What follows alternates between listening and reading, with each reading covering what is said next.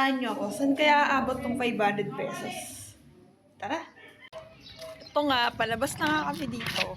Ayan, kasama ko ang bulinggit na makulit. Lakad lang kami. Sinama ko yung aking anak na si MJ para may taga-video ko. Charot. Yan, lakad mo ng person, feeling model lang. Yes, nasalubong ko nga rin pala yung tatay ko. Nagtataka siya bakit ko siya binibidyo. Hindi niya alam, vlogger yung anak niya. Tapos dito na nga pala kami sa palengke, tumitingin kami ng ulam. At nakita ko tong galunggong kasi requesting night. At nakita naman ni MJ itong hipon kasi favorite na talaga yung hipon at may isa. Tapos bumili rin ako ng mantika at saka munggo.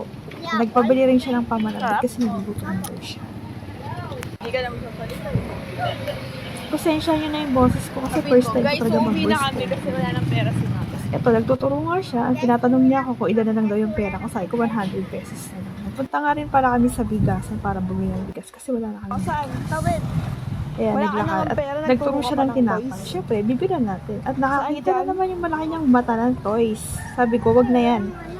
Kasi hindi mo naman gusto yan eh. Tapos sabi niya, sige mama, milk tea naman. Ayan, bili na naman natin siya ng milk.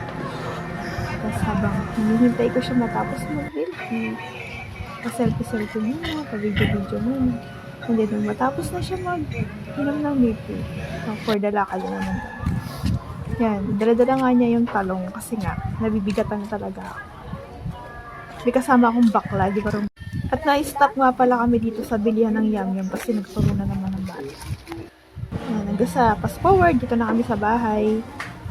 At, ayan nga po, nakita ko si kuya. Nagagalit kasi binibidyohan ko siya, nakahubad daw siya. Tapos ito, nakabili ako ng bigas, galunggong, hipon, mangga, sili, kamatis, munggo, chicharon, talong. Yan, hiniwa ko na rin kasi para ready to cook na si kuya. At nakapagsaing na rin pala siya dyan. At pinakuluan ko na yung munggo. Siya na kasi yung magluluto. Kasi akit na ako sa taas para patulugin na ang batang makulit. Bye! Hanggang dito na lang. Thank you!